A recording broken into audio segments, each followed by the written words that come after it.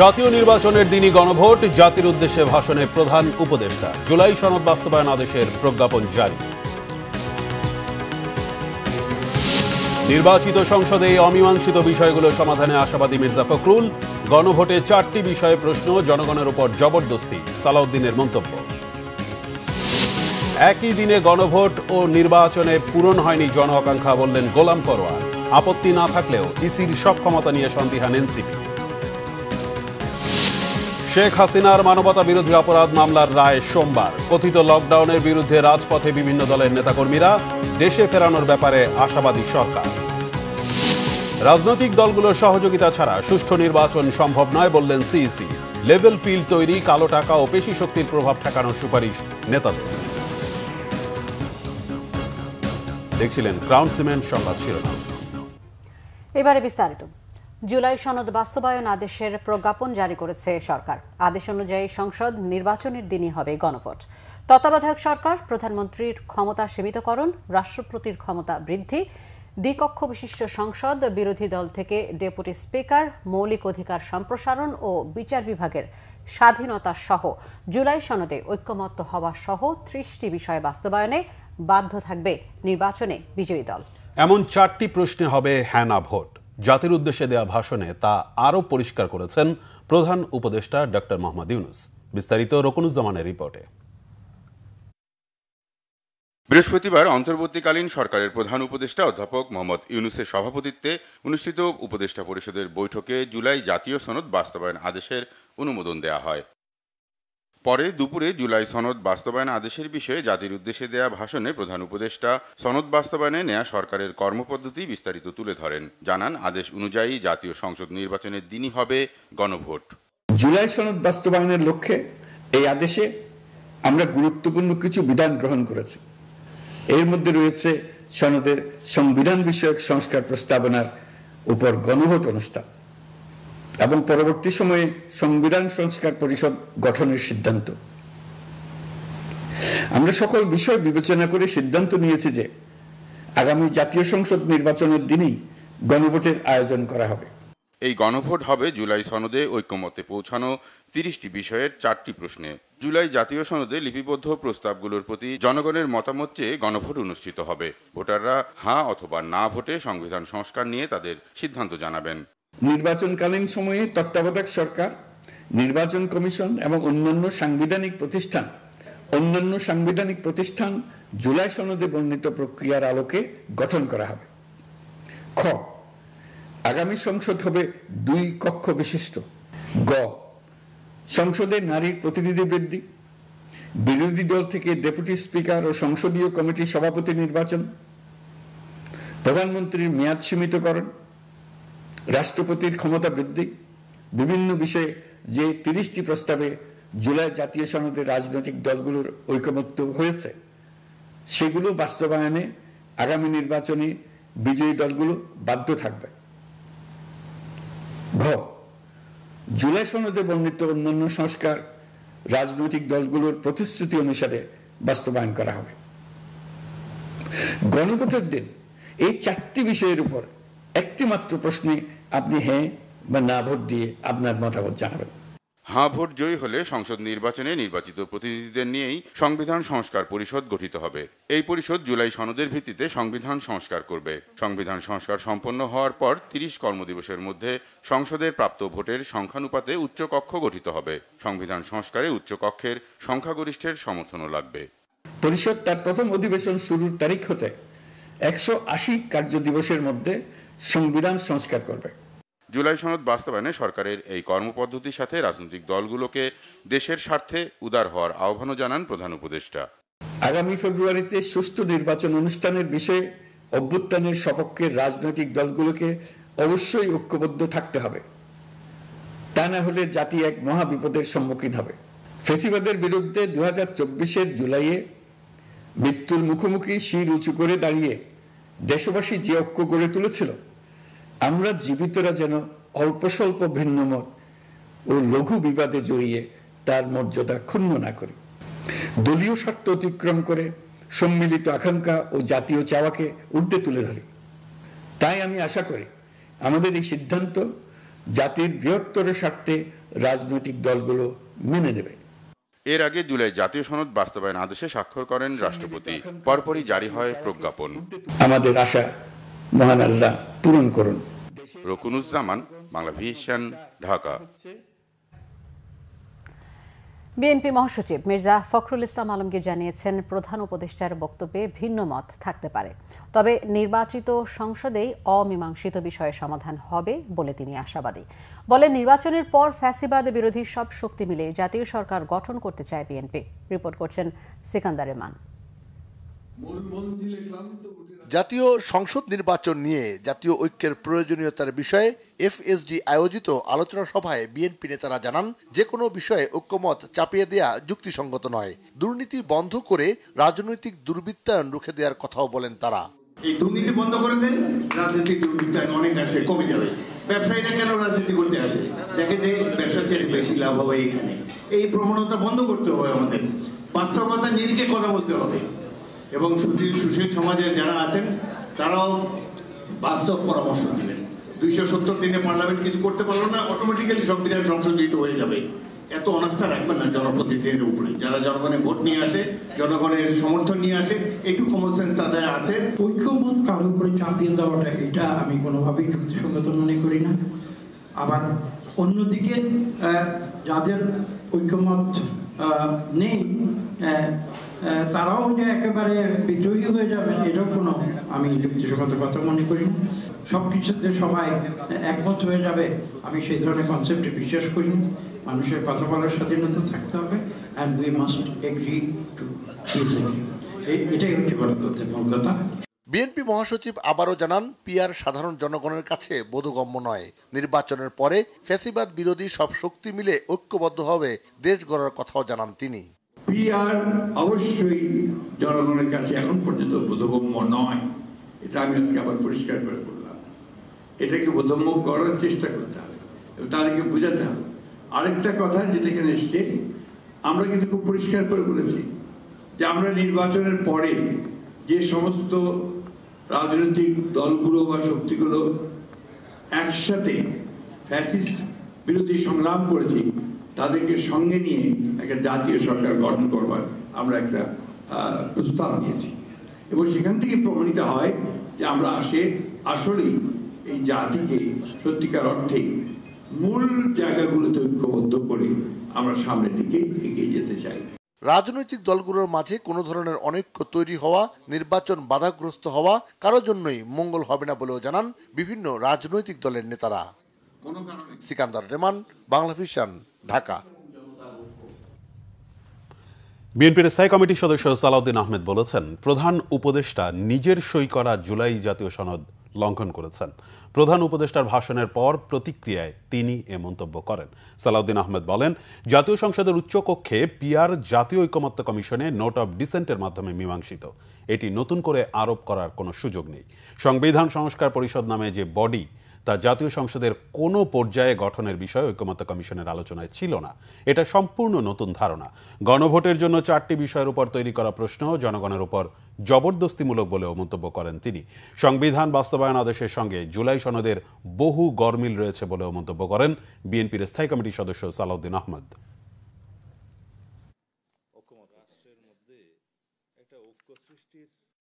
মাননীয় প্রধান উপদেষ্টা যে সমস্ত প্রস্তাবনা দিয়েছেন তার ভাষণে, মুদ্রা কথায় বলতে গেলে তিনি জুলাই জাতীয় সনদের, স্বাক্ষরিত সনদের লঙ্ঘন করেছেন। সংবিধান সংস্কার পরিষদ গঠনের বিষয়ে কোনো আলোচনা ঐকমত্য কমিশনের এজেন্ডায় ছিল না। রাষ্ট্রের মধ্যে একটা ঐক্য সৃষ্টির পরিবর্তে কি অনৈক্য সৃষ্টি করতে যাচ্ছি? জাতীয়ভাবে কি আমরা কোনো বিভাজন সৃষ্টি করতে চাচ্ছি? এবং এই বিভাজনের দায় দায়িত্ব কি মাননীয় প্রধান উপদেষ্টা নেবেন? এদিকে রাজনৈতিক দলগুলোর দায়িত্বহীনতার পরিচয় দেশকে ক্রমান্বয়ে সংকটের দিকে নিচ্ছে বলে অভিযোগ করেছেন রাজনীতিবিদ ও বিশিষ্টজনরা। রাজধানীতে এক সেমিনারে অংশ নিয়ে তারা বলেন, নির্বাচন বিতর্কিত হলে দেশ সংকটে পড়বে। এর দায় দায়িত্ব নিতে হবে রাজনৈতিক দলগুলোকে। আপনারা যারা নির্বাচনের কথা বলছেন, আপনারা একটা গৃহযুদ্ধ লাগাবার চেষ্টা করছেন, কারণ বাংলাদেশের জনগণ এটা মেনে নেবে না। যদি না আপনারা হয় আপনাদেরকে আইন মানতে হবে, যদি আপনারা মনে করেন ঠিক আছে উপদেষ্টা সরকার শেখ হাসিনার সংবিধান এনেছে, তাহলে 2029 সালের নির্বাচন আপনাকে মেনে নিতে হবে। আর যদি আপনারা এটা না মানেন, তাহলে আপনারা যদি শুনুন, একটা খুব সহজ একটা কথা আছে, যারা আইনজীবী সরকার তারা বলছে যদি আমরা আইন না মানি তাহলে সমাজে বিশৃঙ্খলা তৈরি হয়। ফলে সমাজে বিশৃঙ্খলা তৈরি করবার, আগামী দিনে সংঘাত তৈরি করবার, আগামী দিনে বাংলাদেশকে বিপদের দিকে ঠেলে দেবার দাবি হচ্ছে নির্বাচন। রাজনৈতিক দলগুলি অত্যন্ত, মাফ করবেন আমাকে বলার জন্য, অত্যন্ত দায়িত্বহীনতার পরিচয় দিচ্ছে এবং দেশকে ক্রমান্বয়ে আরো সংকটের দিকে অগ্রসর করে নিয়ে যাচ্ছে। তুচ্ছ কারণে আপনার গণভোট কবে হবে না হবে, এটা একটা কি এমন বিরাট ইস্যু, এটাকে আলোচনা করে ঠিক করা যায় না? যে বিতর্কগুলো তৈরি হচ্ছিল নির্বাচন নিয়ে, সেই বিতর্কের মধ্যে আজকে ইউনূসের বক্তৃতা অত্যন্ত রাষ্ট্রনায়কিত হয়েছে এবং তিনি যে আজকে 4 দফার কথা বলেছেন, এটা মেনে নিয়ে আমাদের সকল রাজনৈতিক দলের উচিত এখন ইলেকশনের দিকে আগানো এবং আর কোনো জটিলতা তৈরি না করা। জাতীয়ৈক্য কার জন্য? এটা আপনার আমার স্বার্থের বিষয় না, এটা দলগুলোর স্বার্থের বিষয় না, এখানে জনগণের স্বার্থের বিষয়। বাংলাদেশকে যদি আপনি পরিবর্তন করতে চান, দলীয় স্বার্থ পুরোটা বাদ দিতে হবে। এটা এনসিপি কে যেমন দিতে হবে, এটা বিএনপি কেও দিতে হবে, জামাতকেও দিতে হবে। কিন্তু এই দ্বিদলীয় স্বার্থের টানাটানির মধ্যে বাংলাদেশকে আর পড়তে দিতে পারি না আমরা। জুলাই সনদে যে অবস্থা করা হয়েছে, এই মানে রাষ্ট্রপতি সাইন করার ব্যাপারটা, এইটা কিন্তু বাংলাদেশে একটা দীর্ঘমেয়াদী অচলাবস্থায় এনে দিবে। আমাদের আসলে নির্বাচন দরকার। আমরা যখন বলি যে একটা আন্দোলন দিয়ে ম্যান্ডেট দিয়ে দিয়েছি, জনগণ 18 কোটি ভোট দিয়ে দিয়েছে, এখন ওই সরকার, যেই সরকার আসলে জনগণের সাথে কোনো ভিত্তি নাই, সেই সরকার যা ইচ্ছা করবে সেটা ম্যান্ডেট। না ভাই, ম্যান্ডেট একমাত্র জনগণ দিতে পারে। নেপালের দিকে তাকান, তারা গণঅভ্যুত্থানের পর নির্বাচনের দিকে গেছে, তাদের শান্তির দিকে তাকান, আমাদের অবস্থার দিকে তাকান। রাজনৈতিক দলগুলোর সেই দায়িত্বশীল আচরণ, তাদের নেতা কর্মীদের প্রতি সেই ইনস্ট্রাকশন আমরা কিন্তু লক্ষ্য করছি না। সুতরাং নির্বাচন ভণ্ডুল হলে, নির্বাচন বিতর্কিত হলে, পরবর্তীতে যদি দেশ আবার একটা সংকটে পড়ে, সেই দায়িত্ব রাজনৈতিক দলকে নিতে হবে। আমাদের যার যার ইচ্ছা আমরা চাপিয়ে দিতে চেষ্টা করব, কিন্তু আমাদের সেই বাস্তব রাজনৈতিক স্বার্থ সৃষ্টি হয়। ইচ্ছা খুব ভালো, রাজনৈতিক প্রচারও ভালো, কিন্তু এটাকে নিয়ে শেষ পর্যন্ত চাপিয়ে দেওয়ার চেষ্টা সংঘাত তৈরি করবে এবং ফ্যাসিস্ট এবং তার দেশি বিদেশি প্রভুদেরকে এইখানে সুবিধা করে দেবে। একই দিনে গণভোট ও জাতীয় নির্বাচনের সিদ্ধান্তে জন আকাঙ্ক্ষা পূরণ হয়নি বলে মন্তব্য করেছেন জামাত ইসলামীর সেক্রেটারি জেনারেল মিয়া গোরাম পরোয়ার। 16 নভেম্বরের কর্মসূচি অব্যাহত থাকবে বলেও জানান তিনি। দলের কেন্দ্রীয় কার্যালয়ে সংবাদ সম্মেলনে জামাতের সেক্রেটারি জেনারেল এসব কথা বলেন। একই দিনে গণভোট আর জাতীয় নির্বাচনের ঘোষণা দেওয়ায় জনগণের আকাঙ্ক্ষা পূর্ণ হয়নি। যে সংকটমুক্ত স্বচ্ছ নির্বাচনের আশা আমরা করেছিলাম, সে সংকটটাই কিন্তু রয়ে গেল। জাতীয় নির্বাচন সুষ্ঠু সুন্দর হওয়ার প্রশ্নে আমাদের যে ঐক্যমত এবং আমাদের যে প্রচেষ্টা, সেখানে একটা সংকট আমাদের রয়ে গেল। 16 তারিখে আমাদের শীর্ষ নেতৃবৃন্দের বৈঠক হবে। সেই বৈঠক থেকেই ওই কর্মসূচির এবং এই ভাষণ সংক্রান্ত বিষয়ে আর দলের কি প্রতিক্রিয়া সম্মিলিতভাবে আমরা আশা করছি আমাদের শীর্ষ নেতৃবৃন্দ সেদিনই সব বক্তব্য রাখবেন। এর আগে যে ঘোষণাগুলো দেওয়া হয়েছে সেটা বহাল আছে। একই দিনে গণভোট ও জাতীয় নির্বাচনে আপত্তি নেই এনসিপির, তবে নির্বাচন কমিশন সক্ষমতা দেখাতে না পারলে বিব্রতকর পরিস্থিতি তৈরি হবে বলে মন্তব্য করেছেন এনসিপির মুখ্য সমন্বয়ক নাসির উদ্দিন পাটোয়ারি।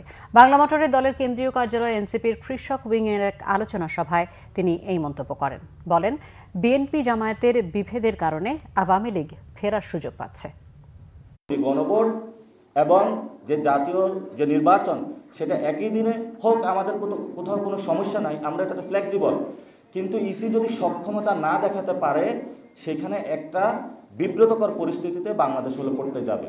এজন্য আমরা সরকারের কাছে আবেদন রাখবো, বিভিন্ন যে রাজনৈতিক দল আছে তাদেরকে আবেদন রাখবো, আপনারা একটা টেবিলে বসে আমাদের যে নির্বাচন কমিশন রয়েছে সেটাকে শক্তিশালী করুন। যদি নির্বাচন কমিশনকে শক্তিশালী না করা যায়, তাহলে একই দিনে গণভোট এবং যখন জাতীয় নির্বাচন দেওয়া হয়, তখন ওই দিন এটা হুমকির মুখে পড়বে। শেখ হাসিনা সহ 3 জনের বিরুদ্ধে করা জুলাই আগস্টের মানবতা বিরোধী অপরাধের মামলার রায় দেয়া হবে 17 নভেম্বর। আন্তর্জাতিক অপরাধ ট্রাইব্যুনাল 1 রায়ের তারিখ ঠিক করেছে। শেখ হাসিনার সর্বোচ্চ শাস্তি ও ন্যায় বিচার প্রত্যাশা করছে প্রসিকিউশন।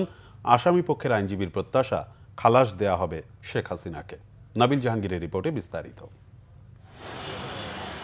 জুলাই আগস্টের মানবতাবিরোধী অপরাধের অভিযোগে সাবেক প্রধানমন্ত্রী শেখ হাসিনা, সাবেক স্বরাষ্ট্রমন্ত্রী আসাদুজ্জামান খান কামাল ও সাবেক আইজিপি আব্দুল্লাহ আল মামুনের বিরুদ্ধে করা মামলার রায়ের তারিখ ঘোষণা কেন্দ্র করে বৃহস্পতিবার সকাল থেকেই আন্তর্জাতিক অপরাধ ট্রাইব্যুনাল এবং সুপ্রিম কোর্ট এলাকায় ছিল কঠোর নিরাপত্তা। সকাল ৯টা ৫ মিনিটে প্রিজন ভ্যানে করে কারাগার থেকে ট্রাইব্যুনালে আনা হয় মামলার রাজসাক্ষী সাবেক আইজিপি চৌধুরী আব্দুল্লাহ আল মামুনকে। দুপুর 12টায় ট্রাইব্যুনালের কার্যক্রম শুরু হয়। প্রসিকিউশনের আবেদনে সোমবার রায়ের দিন ঠিক করে আদেশ দেয় বিচারপতি গোলাম মর্তুজা মজুমদারের নেতৃত্বাধীন আন্তর্জাতিক অপরাধ ট্রাইব্যুনাল ১। আসামিদের সর্বোচ্চ শাস্তি প্রত্যাশা করে চিফ প্রসিকিউটর তাজুল ইসলাম বলেন, বিশৃঙ্খলা করে ন্যায় বিচার বাধাগ্রস্ত করা যাবে না। আশা করছি ইনশাআল্লাহ 17ই নভেম্বর আদালত তার সুবিবেচনা, তার প্রজ্ঞা প্রয়োগ করবেন এবং এই জাতির যে বিচারের জন্য আকাঙ্ক্ষা, যে তৃষ্ণা, সেটার প্রতি তারা সুবিচার করবেন এবং একটি সঠিক রায়ের মাধ্যমে বাংলাদেশে সংগঠিত মানবতা বিরোধী অপরাধের একটা ইতি ঘটাবেন এবং ভবিষ্যতের জন্য এই রায়টি ইনশাআল্লাহ দৃষ্টান্ত হয়ে থাকবে তেমন একটি রায় আমরা প্রত্যাশা করছি। আমরা সর্বোচ্চ শাস্তি আদালতের কাছে প্রেয়ার করেছি, আদালত তার সুবিবেচনা প্রয়োগ করবেন। সরাসরি যদি কেউ বিচার প্রক্রিয়াকে বানচালের জন্য কোনো হুমকি দেন, কোনো কার্যক্রম করেন, ডেফিনেটলি সেটা আদালতের প্রতি, আদালতের প্রসেস, আদালতের প্রক্রিয়াকে বাধাগ্রস্ত করার শামিল হবে এবং যারা উস্কানি দেবেন, যারা সন্ত্রাস করার চেষ্টা করবেন, সেই ব্যাপারে আইন অনুযায়ী রাষ্ট্রের পক্ষ থেকে পদক্ষেপ গ্রহণ করা হচ্ছে, ভবিষ্যতেও হবে। শেখ হাসিনা ও আসাদুজ্জামান খান কামালের পক্ষে রাষ্ট্রনিযুক্ত আইনজীবী খালাস প্রত্যাশা করে জানান, মামলার প্রক্রিয়ায় তাকে সব ধরনের সহযোগিতা করা হয়েছে। আমার প্রত্যাশা আমার ক্লায়েন্টরা খালাস পাবে। বিচার প্রক্রিয়া আমার দেখা মতে কোনো অস্বচ্ছতা আমি দেখি নাই। রাষ্ট্রপক্ষ থেকে যে সমস্ত কাগজপত্র, ডকুমেন্ট, দলিলাদি আমি পেয়েছি, তার আলোকে আমাকে আপনার মামলা করতে হয়েছে। সেইখান থেকে রাষ্ট্রপক্ষ থেকে আমাকে কোনো রকমের ইন্টারাপ্ট করে নাই এবং তার যথেষ্ট কাগজপত্র যা যা দরকার, যা যা ওনাদের কাছে ছিল, নিয়ম অনুযায়ী, আইন অনুযায়ী যে সমস্ত ডকুমেন্টস আমার পাওয়া উচিত, সে সবগুলি ওনারা আমাকে দিয়েছেন। আমার তরফ থেকে চেষ্টার কোনো ত্রুটি ছিল না। এদিকে ন্যায় বিচারের প্রত্যাশা শহীদদের স্বজনদেরও। আমার মিরাজের বিচারের যাত্রাবাড়ির একটা পুলিশ যাতে কোনোভাবে ছাড়া না পায়, তাদেরকেও ফাঁসির কাজ করায় দাঁড় করাতে হবে। কারণ ওরাই তো আঁঠু গেড়ে প্রতিযোগিতা করছিল যে কার আগে কাকে মারব। একটা বাবার কান্দে ছেলের লাশ, যেই বাবাই জানে আমার ছেলে কত স্বপ্ন ছিল। উনি ফিনিশার ছিল, 29 বয়স ছিল তার। এই মামলায় শেখ হাসিনার বিরুদ্ধে গণহত্যার উস্কানি দেয়া, মারণাস্ত্র ব্যবহারের নির্দেশ, আবু সাইদকে হত্যা, চানখারপুলের হত্যাকাণ্ড এবং আশুলিয়ায় হত্যার পর লাশ পোড়ানো সহ ঊর্ধ্বতন কর্তৃপক্ষের দায়ের 5টি সুনির্দিষ্ট অভিযোগ আনা হয়েছে। নাবিল জাহাঙ্গীর, বাংলাভিশন, ঢাকা। কার্যক্রম নিষিদ্ধ আওয়ামী লীগের লকডাউন কর্মসূচিকে ঘিরে রাজধানীতে সতর্ক অবস্থান নেয় আইন শৃঙ্খলা বাহিনী। কোথাও নাশকতার খবর পাওয়া যায়নি, তবে গুলিস্তানে আওয়ামী লীগের কেন্দ্রীয় কার্যালয়ে কিছু পরিত্যক্ত ব্যানার ও ময়লা আবর্জনায় আগুন দিয়েছে বিক্ষুব্ধ জনতা। জাহাঙ্গীর আলমের ক্যামেরায় জিয়া খানার রিপোর্ট। লকডাউন কর্মসূচি ঘিরে রাজধানী জুড়ে সতর্ক অবস্থান নেয় আইন শৃঙ্খলা বাহিনী। নগরীর বিভিন্ন পয়েন্টে চলেছে নজরদারি। সড়কের বিভিন্ন জায়গায় বসানো হয় তল্লাশি চৌকি। সন্দেহভাজনদের গতিবিধিতে গোয়েন্দা নজরদারি। কৌশলগত এবং গুরুত্বপূর্ণ স্থাপনাগুলোতে পুলিশের চেকপোস্ট বৃদ্ধি করেছি। এছাড়া আমাদের টহল কার্যক্রম আরও জোরদার করা হয়েছে, গোয়েন্দা নজরদারি বাড়ানো হয়েছে। ফলে নিরাপত্তা বেড়াজালে থাকতে হয় নগরবাসীকে। তল্লাশি করলে দেখা গেছে আমার কাছে না, আরেকজনের কাছে কিছু থাকতেও পারে। ককটেল যে মারতেছে, ও তো মেরে চলে যেতেছে, কিন্তু আরো যে 10 পরিবার শেষ হয়ে যেতেছে। গাড়ি কম দেখে আমি যে বাইকে করে আসলাম, বাসে আসলে অনেকটা রিস্ক থাকে অনেক সময় দেখি। হ্যাঁ, একটু ভোগান্তি তো হচ্ছেই। এই অনেকে দেখি কি মারে, আগুন মারে, পেট্রোল মারে, এই জন্য অনেক রিস্ক থাকে এই বিষয়টা। কার্যক্রম নিষিদ্ধ আওয়ামী লীগের লকডাউন ঠেকাতে মাঠে দেখা গেছে জামাতের সরব অবস্থান।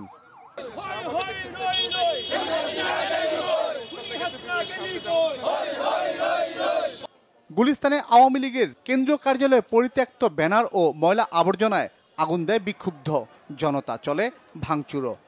কোনো জায়গায় আমাদের সামনে থেকে অগ্নিসংযোগ বা এরকম মারাত্মক ধরনের কোনো ভয়ভীতিকর পরিবেশ সৃষ্টি না করতে পারে। এটা সন্ত্রাসীদেরকে প্রতিহত করার জন্য আমরা সাধারণ বাংলাদেশের জনগণ মাঠে নেমে আসি। এখানে কোনো দল না, কোনো মত না। আজকে আওয়ামী লীগকে আমরা গণদোলা দিব, এটাই আমাদের একটি প্রতিজ্ঞা। কয়েকটি ককটেল বিস্ফোরণ ছাড়া বড় কোনো নাশকতার খবর ছিল না নগর জুড়ে। লকডাউন কর্মসূচি ঘোষণার পর থেকে জনমনে বিরাজ করছিল উদ্বেগ, উৎকণ্ঠা। সে লক্ষ্যে বৃহস্পতিবার ভোর থেকে রাজধানী জুড়ে সতর্ক অবস্থানে ছিল আইন শৃঙ্খলা রক্ষাকারী বাহিনী। ফলে ঘটেনি বড় কোনো নাশকতার ঘটনা। তবে গণপরিবহন কম থাকায় কিছুটা ভোগান্তি পোহাতে হয়েছে নগরবাসীকে। জিয়া খান, বাংলা ভিশন, ঢাকা। স্বরাষ্ট্র উপদেষ্টা মোহাম্মদ জাহাঙ্গীর আলম চৌধুরী বলেছেন, সবার সহযোগিতা পেলে শেখ হাসিনাকে দেশে ফেরানো সহজ হবে।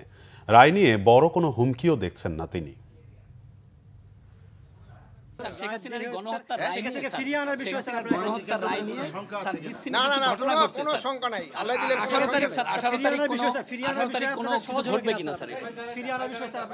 সবাই সহযোগিতা থাকলে অবশ্যই সহজ হবে। রাজনৈতিক দলগুলোর সহযোগিতা ছাড়া সুষ্ঠু নির্বাচন সম্ভব নয় বলে মন্তব্য করেছেন প্রধান নির্বাচন কমিশনার এএমএম নাসির উদ্দিন। তিনি বলেন, তাফসিল ঘোষণার পর কোথাও অনিয়ম দেখা গেলে নির্বাচন কমিশন সর্বোচ্চ ব্যবস্থা নেবে। বৃহস্পতিবার আগারগাঁওয়ের নির্বাচন ভবনে রাজনৈতিক দলগুলোর সাথে সংলাপের প্রথম দিনে তিনি এমন মন্তব্য করেন। নির্বাচনে লেভেল প্লেইং ফিল্ড তৈরি, কালো টাকা ও পেশি শক্তির প্রভাব ঠেকানো, প্রার্থীর অংশগ্রহণের জামানত কমানোর সুপারিশ করে কয়েকটি দল। বিস্তারিত আসমা আক্তার নূপুরের রিপোর্টে। গণপ্রতিনিধিত্ব অধ্যাদেশের সংশোধনী রাজনৈতিক দলের নির্বাচনী বিধিমালা চূড়ান্ত করার পর বৃহস্পতিবার 2 দফায় 12টি রাজনৈতিক দলের সঙ্গে সংলাপ করে নির্বাচন কমিশন। সংলাপের শুরুতে নির্বাচন কমিশন সচিব দলগুলোকে তফসিল আগে পরে নির্বাচনী বিধি, দলগুলোর মধ্যে সম্প্রীতি ও অপপ্রচার রোধে করণীয় নিয়ে পরামর্শ চান। এ সময় নতুন দলগুলোর প্রতিনিধিরা নির্বাচনে সমান অংশগ্রহণের সুযোগ তৈরিতে কমিশনের দৃষ্টি আকর্ষণ করেন। সংলাপে অংশগ্রহণকারী দলের কেউ কেউ জামানত প্রচারণা নিয়ে নিজেদের চাওয়া তুলে ধরেন। পোস্টারটা কোনোভাবেই এটাকে বাদ দেওয়া যাবে না, কোনোভাবেই বাদ দেওয়া যাবে না, কারণ তাতে ক্ষতিগ্রস্ত হবে নতুন যে নিবন্ধিত দল বা এর আগে যারা নতুনভাবে যারা নিবন্ধন পেয়েছেন তারা সবচেয়ে বেশি ক্ষতিগ্রস্ত হবে। আমরা আগে অনেক সমালোচনা করেছি, সেই সমালোচনাগুলোকে মাথায় রেখে ভবিষ্যতের সম্ভাবনাটা দেখতে চাই। নির্বাচন কমিশনাররা বলেন, নির্বাচন ভালোভাবে না হলে দেশের অবস্থা ভালো থাকবে না। এই কমিশনের ভালো নির্বাচন না করার সুযোগ নেই। প্রয়োজনে ভোট কেন্দ্র ও আসন বাতিল হবে। যদি কেউ ভোটটা দিয়ে ছবি তুলে সোশ্যাল মিডিয়ায় পোস্ট করে বলে অমুক রাজনৈতিক দলের পক্ষে জোয়ার উঠেছে, তার ন্যাশনাল আইডিতে আমরা ব্লক করে দিব। শুধুমাত্র রাজনৈতিক দলের নেতৃবৃন্দ এবং ক্যান্ডিডেট যারা থাকবেন তারা যদি খালি আমাদেরকে সহযোগিতা করেন, একটা সুন্দর নির্বাচন হবে না, এটা আমরা বিশ্বাস করি না। এবং বর্তমান নির্বাচন কমিশনের ভালো নির্বাচন করার কোনো বিকল্প নাই। এই 12 কোটি নারী এবং পুরুষ যদি অংশগ্রহণ করে, আমি মনে করি এটাই আমাদের জন্য ইনক্লুসিভ। প্রধান নির্বাচন কমিশনার বলেন, সুষ্ঠু নির্বাচন পরিচালনায় নির্বাচন কমিশন রেফারির ভূমিকা পালন করবে। রাজনৈতিক দল ও ভোটারদের সহযোগিতা চান তিনি।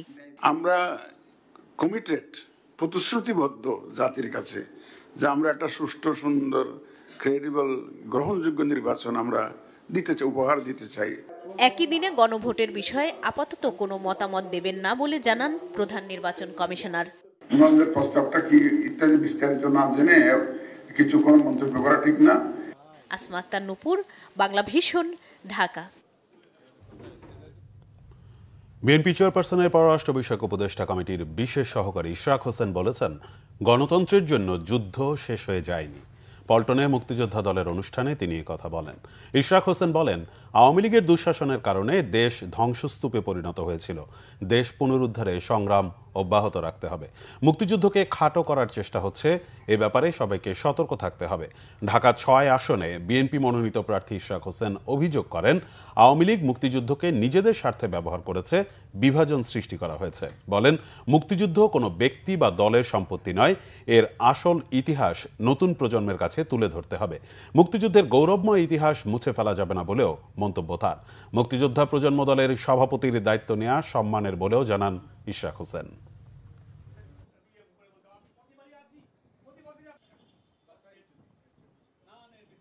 যে যুদ্ধ শেষ হয়ে যায় নাই, যুদ্ধ আমার মনে হয় যে আরও অনেক বছর কেন আরও অনেক দশকেও শেষ হবে না। এই যুদ্ধটা চলমান থাকবে, এই যুদ্ধটা আমাদেরকে করে যেতে হবে। এক তো হলো আমাদের গণতান্ত্রিক ধারায় ফিরে আসা এবং একটা নির্বাচনের মাধ্যমে আমাদের দলকে রাষ্ট্র ক্ষমতায় বা রাষ্ট্র পরিচালনার দায়িত্বে নিয়ে যাওয়া, যাতে করে আমরা এই ধ্বংসস্তূপ থেকে বাংলাদেশকে আবার পুনর্গঠন করতে পারি। আরেকটা যুদ্ধ হচ্ছে এই মুক্তিযুদ্ধকে খাটো করার যে চেষ্টা, এটা তো এখন বোঝাই যাচ্ছে 53-54 বছর পরেও ওই শক্তিটা তারা নিঃশেষ হয়ে যায় নাই। তরুণদের শুধু দেশের মধ্যেই সেরা হলে হবে না, বিশ্ব সেরা হতে হবে বললেন প্রধান উপদেষ্টা ডক্টর মোহাম্মদ ইউনূস। সকালে তেজগাঁওয়ের প্রধান উপদেষ্টার কার্যালয়ে নতুন কুড়ির 25তম প্রতিযোগিতার বিজয়ীদের মাঝে পুরস্কার বিতরণ অনুষ্ঠানে অন্তর্বর্তীকালীন সরকারের প্রধান কথা বলেন। অনুষ্ঠানে বিজয়ীদের হাতে পুরস্কার তুলে দেন ডক্টর ইউনূস। অনুষ্ঠানে দেয়া বক্তব্যে প্রধান উপদেষ্টা বলেন, নতুন কুড়ি প্রতিযোগিতা শুধু নাচ গানের মধ্যে সীমাবদ্ধ না রেখে প্রযুক্তি, উদ্যোক্তা সহ নতুন নতুন দিকে প্রসারিত করতে হবে। জাতি গঠনে নতুন কুড়ির মতো প্রতিযোগিতা ভূমিকা রাখবে বলেও প্রধান উপদেষ্টা আশা প্রকাশ করেন। এয়ারলাইন্সের টিকিট বিক্রিতে নৈরাজ্য বন্ধে বেসামরিক বিমান পরিবহন ও ট্রাভেল এজেন্সি অধ্যাদেশে সংশোধনী আনল সরকার। সংশোধিত আইনে গ্রুপ টিকিট বিক্রি ও যাত্রীর নাম পরিবর্তনকে দণ্ডনীয় অপরাধ উল্লেখ করেছে সরকার। আইন লঙ্ঘনকারীদের 10 লাখ টাকা জরিমানা ও 1 বছর কারাদণ্ডের বিধান রয়েছে বলে জানান বেসামরিক বিমান পরিবহন ও পর্যটন উপদেষ্টা শেখ বশিরউদ্দিন। টিকিট বিক্রি নিয়ে কাউকে আড়তদারি ব্যবসা করতে দেয়া হবে না, এমন হুঁশিয়ারি তার। আরও জানাচ্ছেন জিয়াউল হক সবুজ। দেশীয় কর্মসংস্থান ও হুন্ডি বন্ধের দোহাই দিয়ে এয়ারলাইন্সের একক বিক্রয় প্রতিনিধি বা জিএসএ নিয়োগ বিধি বদল না করার দাবি জানান এ খাতের কর্মকর্তারা। তবে জিএসএতে 50,000 মানুষের কর্মসংস্থান এবং রাজস্ব আয় নিয়ে তাদের দেয়া তথ্য সঠিক নয় বলে জানিয়েছেন বেসামরিক বিমান পরিবহন ও পর্যটন উপদেষ্টা। বাংলাদেশে 32টা এয়ার অপারেটরস অপারেট করেন। এই 32টা এয়ার অপারেটরসের এমনও জিএসএ আছেন যিনি একাধিক এয়ারলাইন্সের জিএসএ 4, 5, 6টা। সো কয়টা জিএসএ আছে আমাদের দেশে? এখানে যে নাম্বারটা বলা হচ্ছে এই নাম্বারটা কল্পিত এবং অবাস্তব। বিদেশি এয়ারলাইন্সের অপারেটরের জন্য সাধারণ বিক্রয় প্রতিনিধি নিয়োগ ঐচ্ছিক করা এবং ট্রাভেল এজেন্সির নিবন্ধন আইনে সংশোধন আনায় যাত্রী সুরক্ষা নিশ্চিত হবে, কমবে টিকিটের দাম, এমন আশা করছেন পর্যটন উপদেষ্টা। একটা ট্রাভেল এজেন্সি আর একটা ট্রাভেল এজেন্সির কাছে টিকিট বিক্রি করতে পারবে কিনা? উত্তর হচ্ছে পারবে না। ট্রাভেল এজেন্সি কোনো আড়তদারি ব্যবসা না। আমরা এই আড়তদারি ব্যবসাটাকে বন্ধ করতে চাই এবং এই আড়তদারি ব্যবসার মাধ্যমেই এই টিকিট নৈরাজ্যের প্রাথমিক স্তম্ভ আকারে কাজ করে। সো আমরা এটাকে বন্ধ করে দিতে চাই।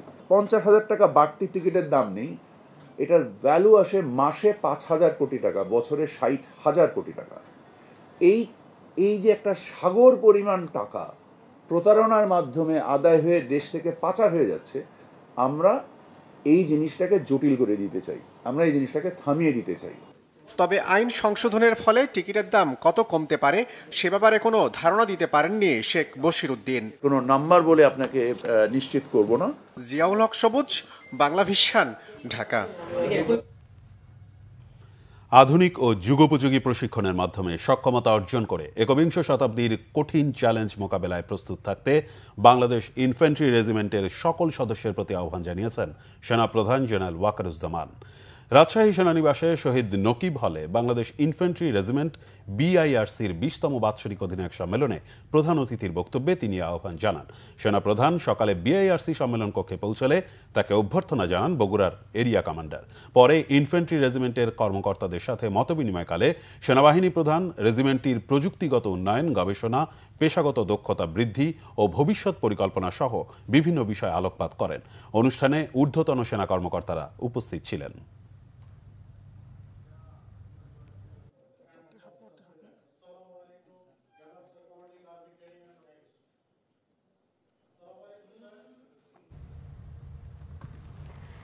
প্রতি বছরের মতো এবারও বহুল প্রত্যাশিত আন্তর্জাতিক কিরাত সম্মেলন 2025 আয়োজন করছে আন্তর্জাতিক কিরাত সংস্থা Bangladesh.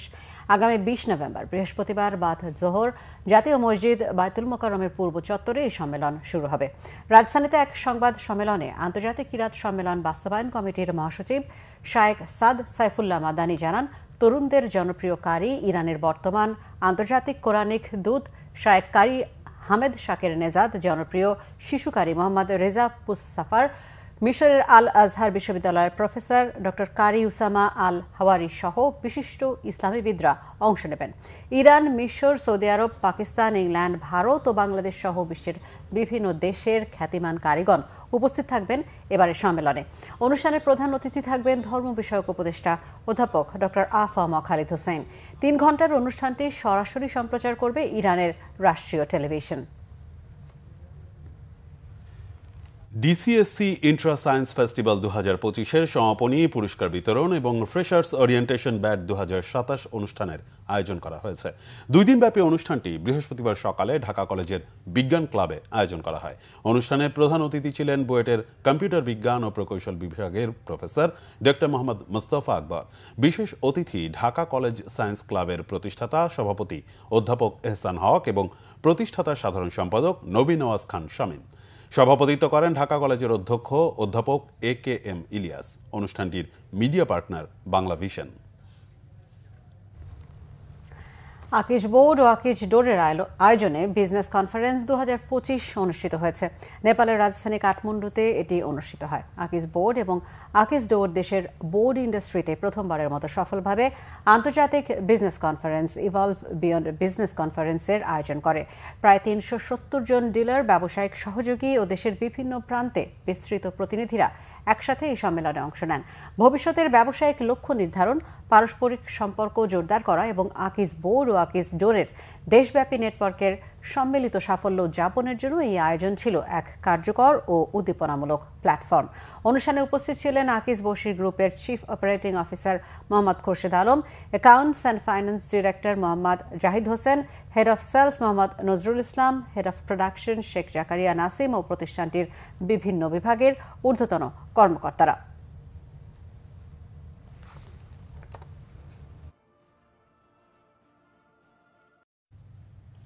মৌলভীবাজারে chamber of commerce and ইন্ডাস্ট্রির দ্বিবার্ষিক নির্বাচনকে সামনে রেখে প্যানেল ঘোষণা করেছে ব্যবসায়ী ঐক্য ফোরাম। রাতে মৌলভীবাজারের স্থানীয় একটি কনভেনশন হলে এ প্যানেল ঘোষণা করা হয়। মৌলভীবাজার MCCI এর সাবেক পরিচালক হাসান আহমেদ জাভেদ এর প্যানেল পরিচিত সভায় উপস্থিত ছিলেন বিএনপির জাতীয় নির্বাহী কমিটির সদস্য M নাসির রহমান, চেম্বারের বর্তমান সভাপতি সৈয়দ মোজাম্মেল আলী শরীফ, সহ সভাপতি আব্দুর রহিম, জেলা বিএনপির আহ্বায়ক ফয়জুল করিম ময়ুন, সাবেক উপজেলা চেয়ারম্যান মিজানুর রহমান মিজান, সিলেট ক্রিকেট বোর্ডের পরিচালক রাহাত শামস প্রমুখ।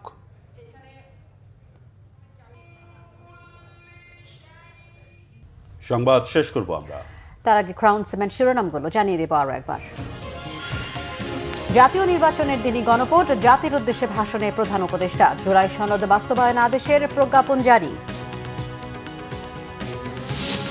নির্বাচিত সংসদে অমীমাংসিত বিষয়গুলো সমাধানে আশাবাদী মির্জা ফখরুল। গণভোটে 4টি বিষয়ে প্রশ্ন, জনগণের উপর জবরদস্তি, মন্তব্য সালাউদ্দিনের। একই দিনে গণভোট ও নির্বাচনে পূরণ হয়নি জন আকাঙ্ক্ষা, বললেন গোলাম পারওয়ার। আপত্তি না থাকলেও ইসির সক্ষমতা নিয়ে সন্দিহান এনসিপি। শেখ হাসিনার মানবতাবিরোধী অপরাধ মামলার রায় সোমবার। কথিত লকডাউনের বিরুদ্ধে রাজপথে বিভিন্ন দলের নেতাকর্মীরা। দেশে ফেরানোর ব্যাপারে আশাবাদী সরকার। রাজনৈতিক দলগুলোর সহযোগিতা ছাড়া সুষ্ঠু নির্বাচন সম্ভব নয়, বললেন সিইসি। লেভেল প্লেইং ফিল্ড তৈরি, কালো টাকা ও পেশি শক্তির প্রভাব ঠেকানোর সুপারিশ নেতাদের। এই ছিল এখনকার মতো। পরবর্তী সংবাদ রাত 1টায় দেখার আমন্ত্রণ রইল। শুভরাত্রি।